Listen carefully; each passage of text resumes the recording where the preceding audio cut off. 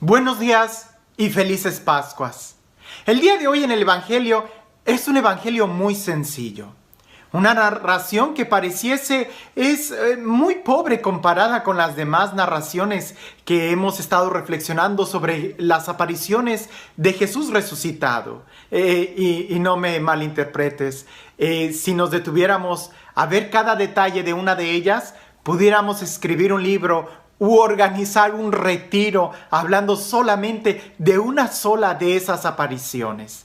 Pero comparada con la del Evangelio del día de hoy, es un poco sencilla porque nos tiene que provocar una reflexión no solamente intelectual, sino en nuestra forma de vivir.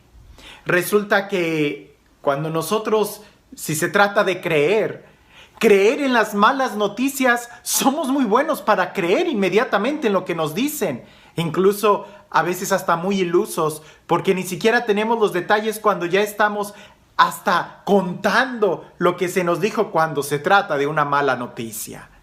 Pero creer una buena noticia es más difícil. Nos cuesta creerlo e incluso ni siquiera lo compartimos cuando se trata de buenas noticias. Te doy este ejemplo. Si te dicen, fulano de tal resulta que ahora es alcohólico, muy seguramente más de uno va a decir, ya me lo imaginaba. Pero si te dicen, ¿te acuerdas de fulano de tal que era alcohólico? Pues resulta que ya no toma. Es más difícil creerlo. Más de uno va a decir, no lo creo, imposible. Chango viejo no aprende maroma nueva o cosas por el estilo. Es más fácil y es como una tendencia muy humana, muy carnal, muy de la carne, el creer rápidamente en las malas noticias. Pero creer una buena noticia cuesta un poco. En el Evangelio del día de hoy, Jesús escoge a personas con un pasado para transmitir una buena noticia. Por ejemplo, de una manera muy singular, el evangelista dice que Jesús se le apareció a María Magdalena y hasta pone el adjetivo calificativo de la que había expulsado demonios. Pues, ¿qué otra María Magdalena había? Era suficiente que dijera María Magdalena, pero si el evangelista quiere subrayar el pasado, es porque la encomienda que le da a ella tiene que tener un efecto en los discípulos. Y los discípulos no creen en las palabras de María Magdalena. Quizás por dos razones. Una, porque la noticia era tan buena que no se podía creer. ¿Que Jesús haya resucitado? No me vengas con eso. Y la segunda es que se te apareció a ti en lugar de a nosotros, tampoco. Y luego llegan aquellos dos discípulos desertores por los cuales se les había aparecido en el camino y llegan y les dicen, a nosotros también se nos apareció. Y lo mismo pudiera significar, pero ¿por qué a ustedes que han sido malos o que estaban desertando, vienen y se les ha aparecido el Señor y no a nosotros? La actitud es la misma. No se cree en la buena noticia porque es muy buena, y luego no se cree en el mensajero, cuando se nos olvida que el mensaje es lo más importante. Y en eso nosotros debemos de prestar mucha atención, porque muchas veces descalificamos el mensaje por el mensajero, cuando no, lo más importante es el mensaje. Ahora, Jesús se les aparece y les reprocha la falta de fe, de que no habían creído por el mensaje que Jesús nos había mandado a ellos. Creer en el resucitado tiene que ser algo, es quizás la piedra fundamental de toda nuestra fe. Es el motor de nuestro creer. No es solamente creer en una doctrina que suena lógica, sino es creer en una persona concreta que ha resucitado, que ha triunfado y que nos ha mostrado no solamente el más allá, sino la importancia del vivir en el más acá, de vivir, porque es vida lo que Él vino a traernos. Y es que creer en que Dios hace maravillas y que incluso esas maravillas las hace en personas concretas, es el primer paso para creer que también Dios puede hacer maravillas en cada uno de nosotros. Movernos a creer que Dios puede hacer posible que aquella persona cambie, que deje el alcoholismo, que se convierta en un buen padre de familia, que aquella señora deje de ser chismosa. Creer que es posible que Dios haga esos cambios en esas personas es el primer paso para creer que Dios también en nosotros puede hacer ese cambio en nuestra vida si nosotros nos disponemos. No se trata solamente de creer intelectualmente, que es importante porque nuestra fe no es una fe ciega, es una fe que ve, pero es importante que nosotros creamos intelectualmente, pero es más importante lo que va a continuar en ese creer, que es toda una acción de vida. Ha habido muchos estudios sobre la resurrección de Jesús. Estudios muy interesantes. Por ejemplo, estudiar psicológicamente la experiencia del resucitado en los discípulos es una prueba contundente de que Jesús resucitó. Porque si Jesús había muerto, y eso se constata históricamente, los discípulos hubieran estado en pánico constante, porque su vida estaba en peligro y lo más correcto sería huir.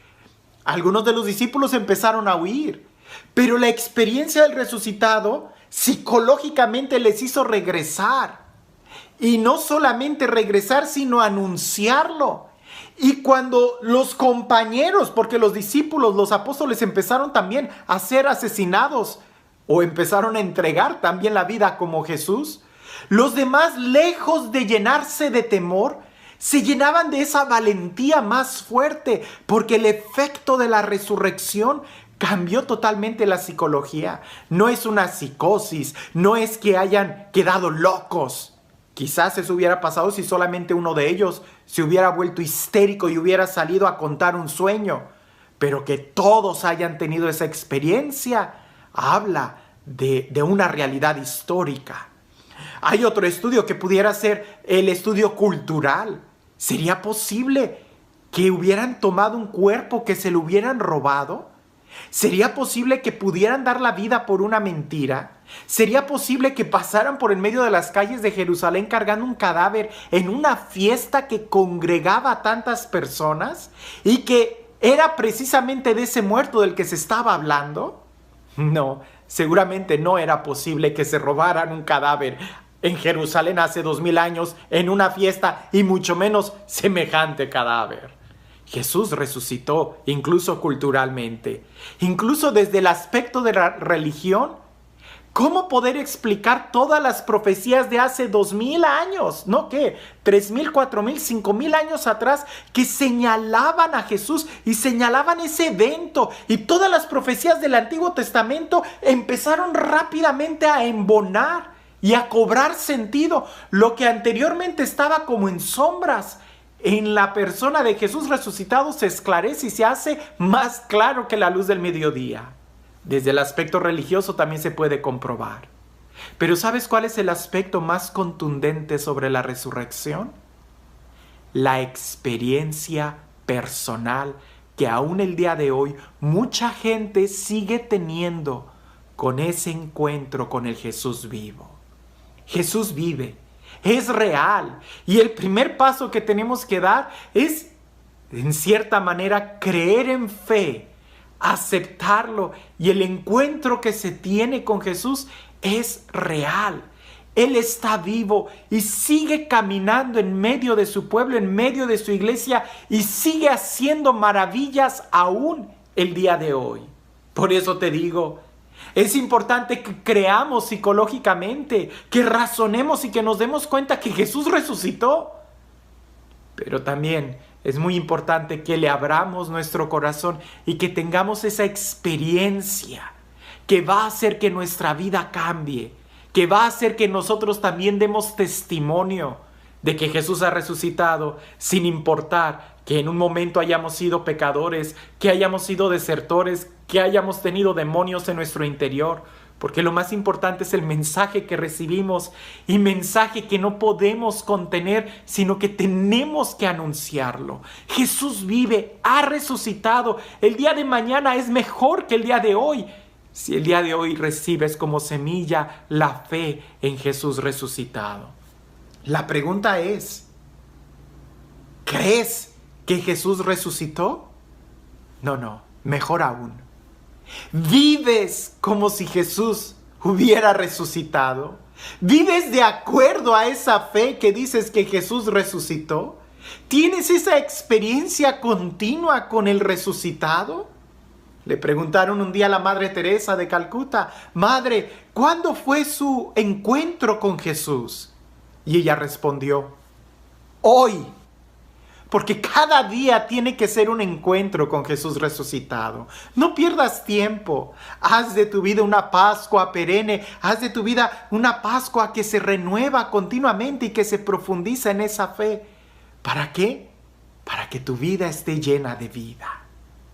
Y este Dios, el Dios del amor, el Dios de la paz, el Dios de la vida, el Dios de la resurrección, sea Él quien el día de hoy salga a tu encuentro, pronuncie su palabra sobre ti y te bendiga en el nombre del Padre, del Hijo y del Espíritu Santo. Como seres humanos, somos muy buenos para creer las malas noticias y a veces sin tener las pruebas. Pero como cristianos, nosotros debemos de ser creyentes y creer en la buena noticia. Y esta buena noticia tenemos las pruebas. Y la primera prueba que no va a fallar es la experiencia que tú tienes en tu corazón. Alguien te pudiera preguntar: demuéstrame que estás vivo y que no es un sueño lo que tienes. No se puede demostrar lo que es evidente. Demuéstrame que tu corazón está vivo. Demuéstrame que piensas, que tienes alma. Demuéstrame que eres alguien inteligente. Demuéstrame que tienes sentimientos. Demuéstrame que Jesús está vivo. Con tu vida, con tu testimonio. A veces dejamos mucho que desear, pero hoy es una oportunidad para creer en Jesús y para vivir de acuerdo a esta fe. Jesús está vivo.